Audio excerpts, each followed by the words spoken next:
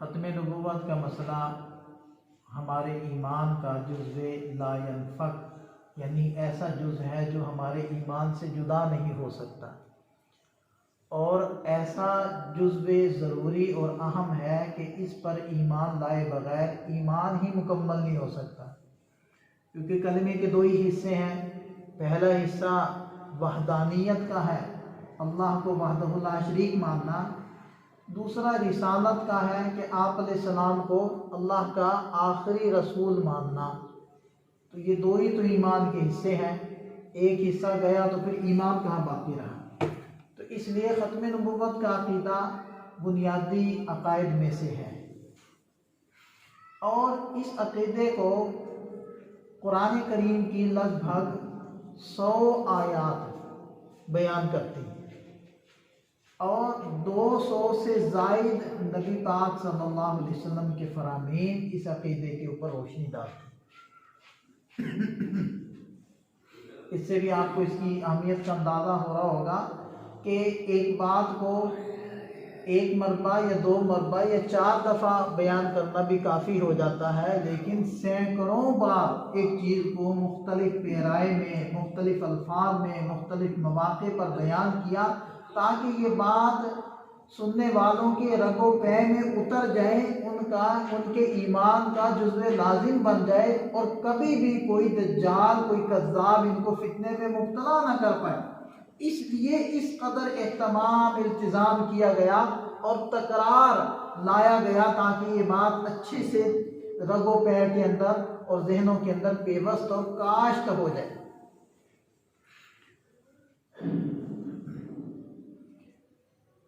سورہ آل عمران کے اندر اللہ تعالیٰ نے ارشاد فرمایا وَإِذْ أَخَذَ اللَّهُ مِيثَاقَ النَّبِيِّينَ لَمَا آتَيْتُكُم مِّن كِتَابٍ وَحِکْمَةٍ، اور جب اللہ نے انبیاء کرام سے وعدہ لیا، کیا لما آتیتکم من کتاب و حکمت، کہ جو میں نے تمہیں کتاب اور حکمت دی، ثم جاءکم رسول مصدق لما معکم، پھر تمہارے پاس وہ رسول آئے جو تمہارے پاس موجود کتاب اور حکمت کی تصدیق کرنے والا ہو، لَتُؤْمِنُنَّ بِهِ وَلَتَنْصُرُنَّ، تو تم لوگوں نے یقینی اور ضروری طور پر ان پر ایمان بھی لانا ہے اور ان کی مدد بھی کرنی ہے۔ اب دیکھیں کہ نبی پاک صلی اللہ علیہ وسلم کے تشریف لانے سے پہلے آپ علیہ السلام کی نبوت کا اقرار نبیوں سے لیا جا رہا ہے، اور آپ علیہ السلام کی مدد کا وعدہ انبیاء کرام سے اللہ تعالیٰ لے لَتُؤْمِنُنَّ بِهِ وَلَتَنْصُرُنَّ قَالَ أَقْرَرْتُمْ وَأَخَذْتُمْ عَلَى ذَلِكُمْ إِصْرِي، کیا تم لوگوں نے اس بات کا اقرار کر لیا اور یہ میرا ذمہ لے لیا تم لوگوں نے، یا جو ذمہ میں نے تمہیں ایک بھاری کام لگایا ہے اس کی ذمہ داری قبول کر لی؟ قَالُوا أَقْرَرْنَا، تو سارے انبیاء کرام نے کیا کہا کہ ہم نے اقرار کیا، ہم اس چیز کی ذمہ داری لیتے ہیں۔ قال فاشهدوا وانا معكم من الشاهدين، تو ارشاد فرمایا کہ پھر تم بھی گواہ ہو جاؤ، میں بھی تمہارے ساتھ گواہ ہوں۔ اب دیکھیں کہ آپ علیہ السلام کی تشریف آوری سے پہلے انبیاء کرام سے وعدے اور اقرار لیے جا رہے ہیں آپ علیہ السلام کی تصدیق کے۔ یہی وجہ ہے کہ حضرت عیسیٰ علیہ السلام جب تشریف لائیں گے تو وہ نبی پاک صلی اللہ علیہ وسلم کی لائی ہوئی شریعت اور دین کے متبع اور تابعدار بن کر آئیں گے، اور اسی شریعت کے مطابق احکامات صادر فرمائیں گے، اور اسی شریعت کی تشہیر کا اور پھیلاؤ کا کام کریں گے، اور اسی شریعت کو آگے بڑھائیں گے، اپنی کوئی نئی شریعت نہیں لائیں گے۔ اور اس کی مثال علماء نے یوں لکھی ہے کہ جیسے ایک علاقے کا بادشاہ، ایک ملک کا وزیر اعظم دوسرے ملک میں چلا جائے تو رہتا تو وہ وزیر اعظم ہی ہے، لیکن وہ اس ملک میں بطور وزیر اعظم کے نہیں ہوتا، بلکہ اس ملک کے عوام میں سے ایک عام بندے کی طرح کی حیثیت کا ہوتا ہے، کہ اس ملک کے جتنے بھی قوانین ہیں وہ اس کے اوپر بھی اسی طرح نافذ ہوتے ہیں کہ جیسے کہ وہاں کی عوام کے کسی ایک فرد پر ہوتے ہیں۔ بالکل اسی طرح حضرت عیسیٰ علیہ السلام تشریف لائیں گے اور وہ جو اللہ کے نبی بنا کر بھیجے گئے تھے وہ نبوت والا منصب ان سے چھنے گا نہیں، وہ برقرار رہے گا، لیکن اس امت میں آ کر ان کی جو حیثیت ہوگی وہ نئے نبی کی نہیں ہوگی، وہ آپ علیہ السلام کی شریعت پر ہی ایمان لا کر اسی کو آگے بڑھانے کے لیے وہ کام کریں گے۔ تو دیکھیں کہ اس سے عقیدہ ختم نبوت پر بھی کوئی آج کوئی زد نہیں آتی۔ اسی طرح ارشاد فرمایا کہ ما کان محمد ابا احد من رجالکم، حضرت محمد صلی اللہ علیہ وسلم تم میں سے کسی مرد کے، کسی بالغ مرد کے باپ نہیں ہیں، ولیکن رسول اللہ، واللہ کے رسول ہے، وخاتم النبیین، اور نبیوں کو ختم کر دینے والے ہیں، یعنی ان کے اوپر آ کر ایک نبوت کا سلسلہ جو حضرت آدم علیہ السلام سے شروع ہوا تھا وہ یہاں آ کر اختتام پذیر ہو جاتا ہے، اس کی انتہا ہو جاتی ہے۔ اچھا، اس لفظ پر آ کر کچھ لوگ معنوی تحریف کرنے کی کوشش کرتے ہیں، وہ کہتے ہیں کہ خاتم النبیین، خاتم کا معنی ہوتا ہے مہر لگانا، تو خاتم النبیین کا مطلب یہ ہوا کہ آپ صلی اللہ علیہ وسلم نبیوں پر مہر لگانے والے ہیں۔ تو اگر اس معنی کو بھی لے لیں پھر بھی مطلب واضح ہے کہ آپ صلی اللہ علیہ وسلم نے اپنے سے پہلے انبیاء کرام کے اوپر اپنی تصدیق کی مہر لگائی اور اپنے سے بعد نبوت کے دعوے داروں کے اوپر کذاب کی اور دجال کی مہر لگا دی۔ لہذا خود آپ علیہ السلام نے یہ بات ارشاد فرمائی ہے کہ میرے بعد کوئی نبی نہیں ہے، اور اگر کوئی نبوت کا دعویٰ کرے تو وہ دجال ہے اور کذاب ہے۔ اور یہ بات آپ علیہ السلام نے واضح الفاظ میں ارشاد فرمائی ہے کہ میرے بعد 30 دجال اور کذاب پیدا ہوں گے، اور 2 کذاب تو خود آپ صلی اللہ علیہ وسلم کی موجودگی کے اندر پیدا ہو چکے تھے، ایک مسیلمہ کذاب، دوسرا اسود عنسی۔ ان لوگوں کی عقل پر کیا ماتم کریں، یعنی ہم اس دور کے اندر جیتے ہوئے حیران ہوتے ہیں بعض دفعہ کہ جس مسئلے کے اوپر 100 سے زائد آیات اور 200 سے زائد احادیث موجود ہیں، یہ عروہ ابن مسعود پتہ کر رہے ہیں اس مسئلے میں، یہ حدیبیہ کے موقع پر جب قریش کی طرف سے جو شرائط طے کرنے کے لیے مقرر ہوئے تھے اور گفتگو کرنے کے لیے، تو پہلے یہ تشریف لائے تھے عروہ ابن مسعود رضی اللہ عنہ، مسلمان ہو گئے تھے بعد میں۔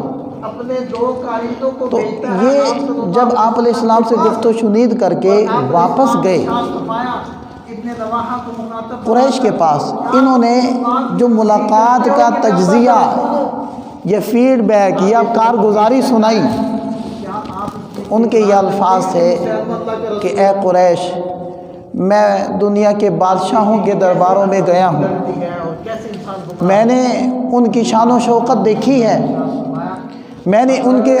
حشم و خدم دیکھے ہیں، میں نے ان کی درباروں کی رونقیں دیکھی ہیں، لیکن جو منظر محمد صلی اللہ علیہ وسلم ان کے دربار، ان کے سچے عشاق کا دیکھا، وہ منظر میں نے دنیا کے کسی بادشاہ کے دربار کا نہیں دیکھا۔ وہ قسم کھا کے کہتا ہے کہ اگر محمد صلی اللہ علیہ وسلم تھوکتے تھے نیچے نہیں گرتا تھا، وہ کسی صحابی کے ہاتھ پر گرتا تھا جس کو وہ اپنے جسم سے مل لیا کرتا تھا، اور جب وہ کوئی کسی کام کے کرنے کا حکم دیتے تھے تو وہ لوگ اس پر عمل کرنے کے لیے دوڑتے تھے، لپکتے تھے کہ میں اس کے اوپر عمل کر لوں۔ اور جب وہ وضو کرتے تھے تو ان کے وضو کا دھون، یعنی مستعمل پانی جو گرتا تھا، وہ لینے کے لیے وہ چھینا چھپٹی کی شکل بنتی تھی، ہر ایک کی کوشش ہوتی تھی کہ کوئی قطرہ مجھے مل جائے اور میں اس سے برکت حاصل کر لوں۔ اور جب وہ گفتگو کرتے تھے تو سب پر سناٹا چھا جاتا تھا، آوازیں پست ہو جاتی تھی، کان رسول اللہ صلی اللہ علیہ وسلم کی गुफ्तगू की तरफ मुतवज्जे हो जाते थे, ए कुरैश, मैंने दुनिया के किसी बादशाह का दरबार और किसी की इज़्ज़त और तकरीम ऐसी नहीं देखी जो मोहम्मद सल्लल्लाहु अलैहि वसल्लम की देखी। तुम क्या समझते हो मोहम्मद के? सहाबी रिवायत करते हैं कि एक मरबा नबी पाक सल्लल्लाहु अलैहि वसल्लम खुतबा इरशाद फरमा रहे हैं, हज़रत अब्दुल्ला इब्न रवाहा वो मस्जिद की तरफ तशरीफ़ ला रहे हैं और कुछ लोग पीछे खड़े थे, तो आप अलैहिस्सलाम ने खड़े हुए लोगों को देखकर फरमाया, बैठ जाओ। ये आवाज़ हज़रत अब्दुल्ला इब्न रवाहा के कान में पहुंच गई और वो दरवाज़े पर भी नहीं अभी पहुंचे थे, कुछ पीछे थे, तो उनके कान में जैसे ही आवाज़ सुन पड़ी वो वहीं बैठ गए। खुतबे के बाद सहाबा ने आप अलैहिस्सलाम को बतलाया कि अब्दुल्ला इब्न रवाहा आ रहे थे, आपकी आवाज़ जब उनके कानों तक पहुंची वो वहीं बैठ गए, तो सरकार ने इरशाद फरमाया, अल्लाह उनके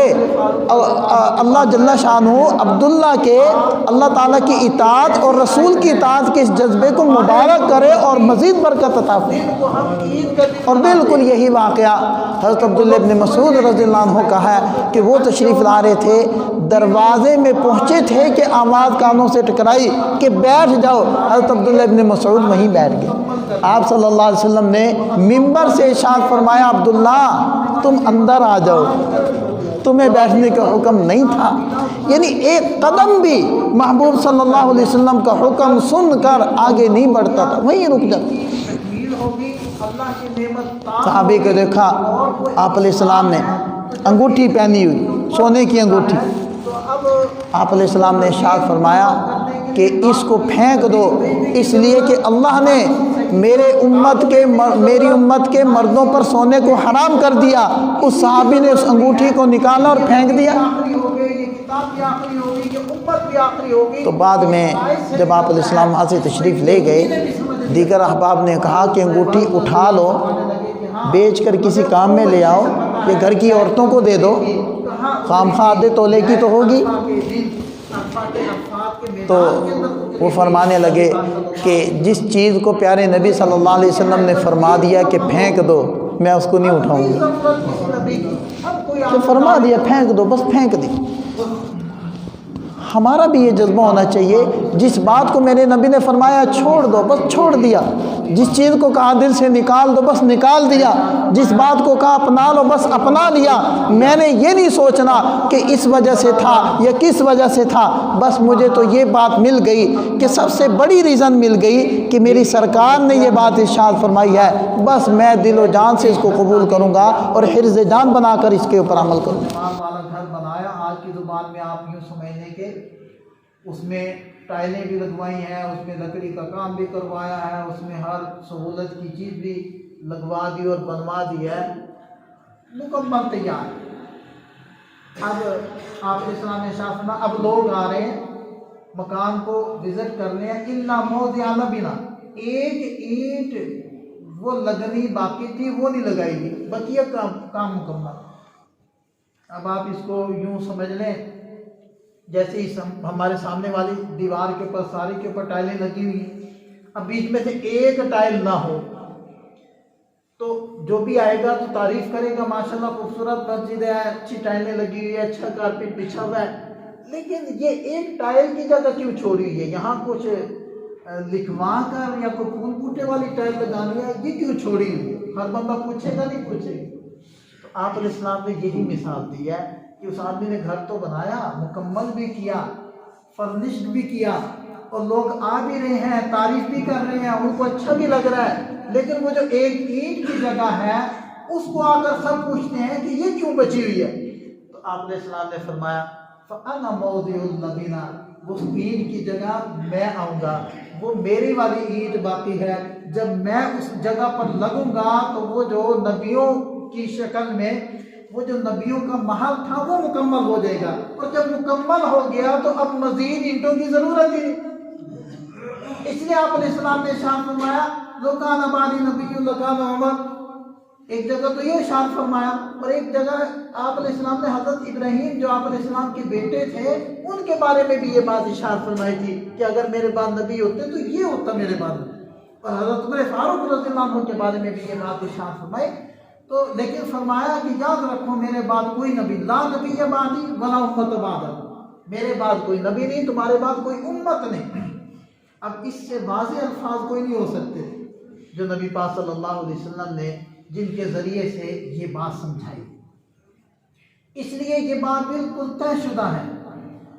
کہ آپ علیہ السلام آخری نبی، اور جو اس کا دعویٰ، جو اس کا انکار کرے وہ کافر ہے، ملعون ہے، کذاب ہے، دجال ہے۔ حتیٰ کہ حضرت ابو بکر صدیق رضی اللہ عنہ کے دور خلافت میں یمامہ کی جنگ ہوئی، جنگ یمامہ، اور حالات آپ لوگوں کے سامنے ہیں کہ جب حضرت صدیق اکبر رضی اللہ عنہ مسند خلافت پر بیٹھے تھے تو اس وقت کس قدر نازک حالات تھے۔ حضرت اسامہ بن زید رضی اللہ عنہ کے لشکر کو تو نہیں روکا گیا، اس کو تو روانہ کیا گیا تھا، اور جو دائیں بائیں فتنے اٹھ رہے تھے ان کی سرکوبی بھی کی گئی تھی، لیکن ساتھ میں جنگ یمامہ بھی لڑی گئی۔ وہ جنگ یمامہ مسلمہ کذاب کے خلاف لڑی گئی ہے، اور یہ وہی مدعی نبوت ہے جس کے 2 سفیر آپ علیہ السلام کے پاس آ رہے ہیں۔ تو یہ تو ختم نبوت کی پہلی جنگ تھی، اور جس کا جھنڈا حضرت صدیق اکبر رضی اللہ عنہ کے ہاتھ میں ہے، اور یہ اتنی بڑی جنگ تھی کہ اس کے اندر صرف انصار میں سے 70 صحابہ شہید ہوئے تھے، صرف انصار میں سے، مہاجرین اور بقیہ حضرات اس سے الگ تھے۔ تو اتنی بڑی تعداد میں صحابہ شہید ہو گئے تھے اس جنگ میں، اس سے پہلے کبھی کسی جنگ میں اتنی بڑی تعداد شہید نہیں ہوئی کہ صحابہ کرام پریشان ہو گئے تھے، حضرت عمر رضی اللہ عنہ جیسے صحابہ، کہ کہیں قرآن ضائع نہ ہو جائے، اتنی بڑی تعداد شہید تھی۔ تو آسان ہے یہ کوئی؟ حضرت وحش بن حرب رضی اللہ عنہ وہ فرماتے ہیں کہ مجھے جب جنگ کا پتہ چلا تو میں اس نیت سے اس کے اندر شامل ہوا کہ شاید مجھے موقع مل جائے حضرت حمزہ رضی اللہ عنہ کا بدلہ اسلام کو دینے کا، اور اس کی شکل یہی تھی کہ جس شخص نے نبی صلی اللہ علیہ وسلم کے خلاف نبوت کا دعویٰ کیا ہے میں اس کو ٹھکانے لگاؤں۔ تو فرمایا کہ مجھے جنگ کے دوران وہ شخص نظر آ گیا، اور میں نے بچے کا وار کیا جو اپنی جگہ پر لگا، اور ساتھ ہی ایک انصاری نوجوان نے اس کا سر تن سے جدا کر دیا۔ تو ان 2 حضرات کی کاوش سے وہ مسلمہ کذاب ٹھکانے لگا، اور اس طریقے سے اللہ تعالیٰ نے مسلمانوں کو فتح دی۔ تو آسان نہیں ہے۔ دین جب آیا ہے، دین جب نافذ ہوا ہے، نافذ ہوتے ہوئے اتنی قربانیاں نہیں تھی جتنی بچانے کے لیے قربانی۔ پھر یہ ہر زمانے میں، یہ تو حضرات صحابہ کرام کا دور ہے، اور پھر تابعین کا دور ہے، تبع تابعین کا دور ہے، پھر اسی طرح زمانے چلتے گئے۔ ہر محدث نے، ہر امام نے، ہر اللہ کے ولی اور نیک نے اپنے اپنے زمانے کے اندر کبھی تحریر کے ذریعے، کبھی تقریر کے ذریعے سے، کبھی ویسے تحریکیں چلا کر اس عقیدے کی حفاظت بھی کی ہے، اور اس عقیدے کے خلاف اٹھنے والی تحریکوں کو کچلا بھی ہے۔ یہ پوری ایک لمبی تاریخ ہے، حتیٰ کہ ہمارے بر صغیر پاک و ہند کے اندر یہ مسئلہ جب اٹھا تو جتنی شدت سے اٹھا اتنی ہی شدت سے اس کو کچلا بھی گیا۔ پاکستان بننے کے بعد بھی یہ تاریخ تو ختم نبوت کی تھی، لیکن زیادہ مسئلہ تب بنا جب 22 مئی 1974 میں ملتان نشتر کالج کے 100 کے قریب طلباء چناب ایکسپریس کے ذریعے سے ملتان سے پشاور وزٹ کے لیے جا رہے تھے، اور ان کی ٹرین یہاں ربوہ رکی، اور اس موقع پر قادیانی نوجوانوں نے لٹریچر اپنا تقسیم کیا۔ تو اس سے مشتعل ہو کر ان طلباء نے ختم نبوت زندہ باد اور قادیانیت مرد آباد کے نعرے لگائے۔ ٹرین تو خیر اپنے وقت پر روانہ ہو گئی،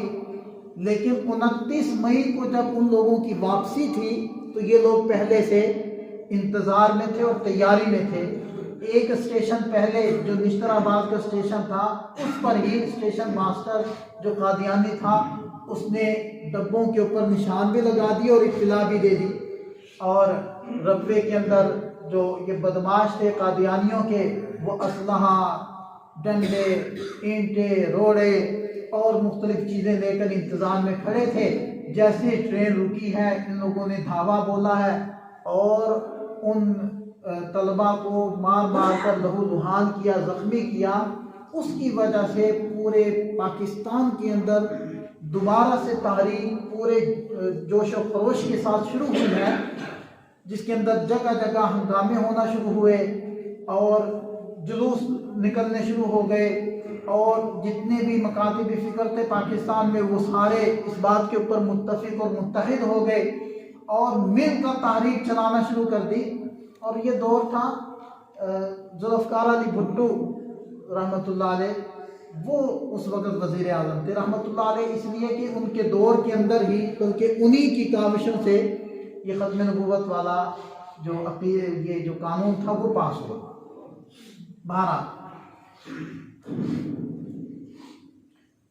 تو تحریک چلی,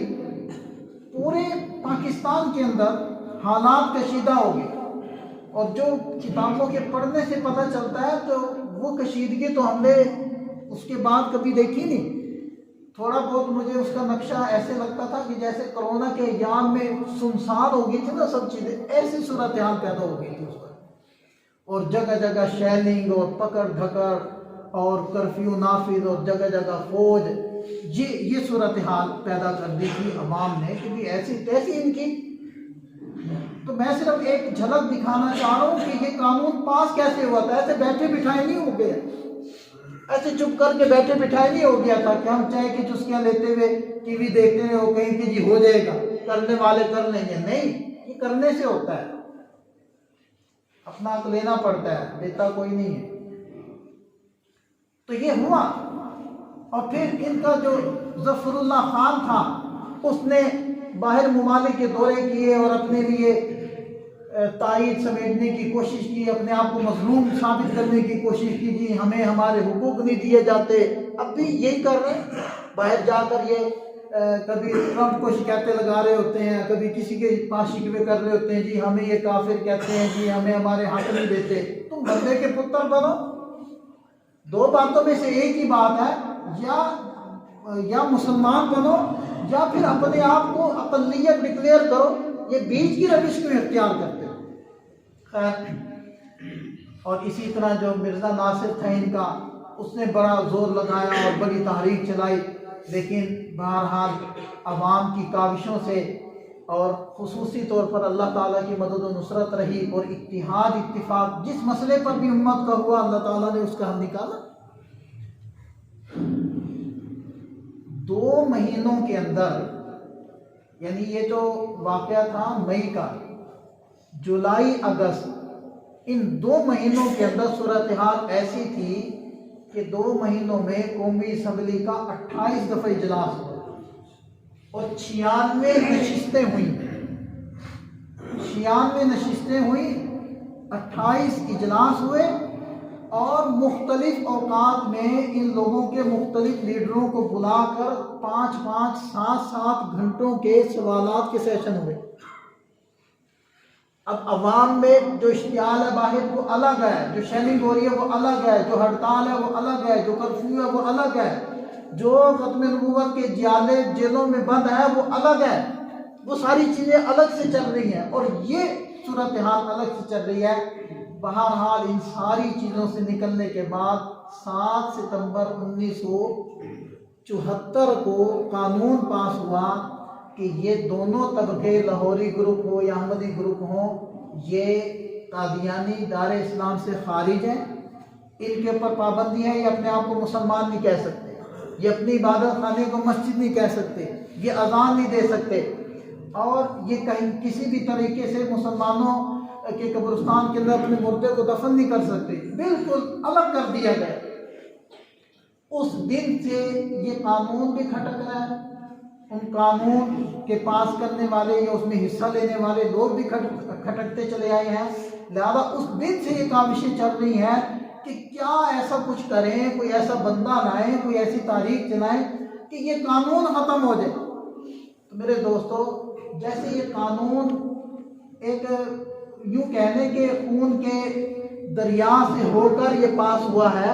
تو یہ ایسے نہیں بچے گا. اس کے لیے جب بھی کوئی موقع آئے، جب بھی کوئی اس قسم کا خبیث اٹھے اور وہ کوشش کرے کہ وہ پاکستان کے اندر پاس شدہ قانون کے خلاف کوئی بھی فیصلہ دینے کی کوشش کرے یا اس کو بدلنے کی کوئی بھی نازیبہ حرکت کی جو ہے سوچے بھی، تو ہمیں اس مقصد کے لیے اٹھ کھڑا ہونا پڑے گا اور اپنے جو ہمارے تحفظات ہیں یا ہمارے جو مفادات ہیں اس کو پس پش ڈال کر اس عقیدے اور اس قانون کی حفاظت کے لیے ہمیں نکلنا ہو، اس میں پیچھے نہیں رہنا ہوگا. یہ پاس بھی بڑی مشکل سے ہوا ہے، اس کو بچانا اب ہماری ذمہ داری. وہ تو اپنے حصے کا کام کر گئے، اب ہمارے کندھوں پر اس کی ذمہ داری. لہذا ایک تو یہ بات ہم نے اپنے ذہنوں میں بٹھا لینی ہے. دوسرے نمبر پر قادیانیوں سے معاشی معاشرتی دونوں طرح کا بائیکاٹ ہم نے ہمیشہ رکھنا ہے. معاشی بھی، ان سے کوئی خرید و فروخت ہم نے نہیں کرنی، ان کی جو بھی پروڈکٹس ہیں ہم نے ان سے ہمارا کوئی لینا دینا نہیں. اور معاشرتی بھی، یعنی ان کی غمیاں خوشیاں ہمارے ان لوگوں سے کوئی تعلق، کوئی لینا دینا نہیں. معاشی معاشرتی دونوں طرح کے بائیکاٹ کے ہمارے ایمان کا حصہ ہیں، یہ ہم نے کرنے ہیں. اور ان لوگوں کو یہ باور کروانا ہے کہ تم لوگ غلطی پر ہو. جب تک تم لوگ باز نہیں آؤ گے، یا اپنے آپ کو سیدھے کافر قرار دو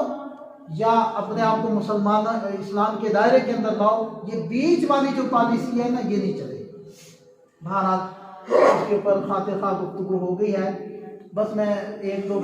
جملے 15 شعبان کے حوالے سے کرنا چاہوں گا کہ 15 شعبان کو ہی شب برات بھی کہتے ہیں. اور شب برات کا لفظ اس لیے بولتے ہیں کہ چونکہ ایک حدیث پاک میں آتا ہے کہ قبیلے بنو کلب کی بکریوں کے جسم پر بانوں کے بقدر انسانوں کی بخشش ہوتی ہے، یعنی جہنم سے آزادی کا ان کے لیے فیصلہ ہوتا ہے، یعنی کہ کثیر تعداد میں انسانوں کی بخشش ہوتی ہے. یہ باتیں احادیث میں آتی ہیں. تو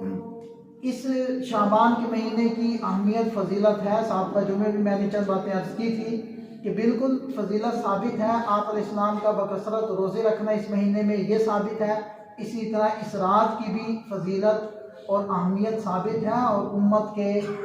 تواتر سے بھی یہ چیز ثابت ہوتی ہے. اور متعدد صحابہ کرام سے وہ روایات منقول ہیں، اگرچہ تمام روایتیں ضعیف ہیں، لیکن محدثین کے ضابطے کے مطابق جب ایک ہی مفہوم کی بہت ساری ضعیف روایات ہو جائیں تو وہ حسن کے درجے کو پہنچتی ہیں، یعنی قابل عمل ہو جائے. تو یہ یہاں تک تو بات ہے ثابت ہے. لیکن خاص 15 شعبان کا روزہ یہ ثابت نہیں. اگر کوئی رکھنا چاہے تو اس اعتبار سے رکھ سکتا ہے کہ 3 روزے ہر مہینے میں 13، 14، 15 ایام 20 یہ مستقل سنت ہے آپ علیہ السلام کی. ہر مہینے میں چاند کی 13، 14، 15 تاریخ کا روزہ یہ مستقل آپ علیہ السلام کی سنت ہے. کوئی اس اعتبار سے رکھنا چاہے 15 شعبان کا روزہ تو بالکل رکھ سکتا ہے. اور شعبان کے اندر آپ علیہ السلام بکثرت روزہ رکھتے تھے، اس نیت سے رکھنا چاہے تو پھر بھی ٹھیک ہے. لیکن اس نیت سے کہ یہ 15 شعبان کا روزہ بھی کوئی روزہ ہوتا ہے، اس اعتبار سے نہیں. ٹھیک ہے جی، ایک بات ہو. دوسری بات، 15 شعبان کی رات کی عبادت کی فضیلت تو ہے، لیکن کوئی عبادت کی تعیین نہیں اور کسی خاص فضیلت کا تذکرہ بھی نہیں ہے. لہذا کوئی بھی عبادت کی جائے نفلی اپنے گھر میں رہ کر، نفلی عبادات میں اجتماع وہ ممنوع ہے. انفرادی طور پر کی جائے، اپنے گھر میں رہ کر کی جائے تو اس میں کوئی حرج نہیں ہے. اور جو رسومات ہیں ان سے بچا جائے، خاص طور پر چراغاں کرنا اور خاص طور پر یہ پٹاخے بجانا، ان سے خود بھی بچیں، اپنے بچوں کو بھی بچائیں. اللہ تعالیٰ ہمیں دین کی کامل سمجھ عطا فرمائے.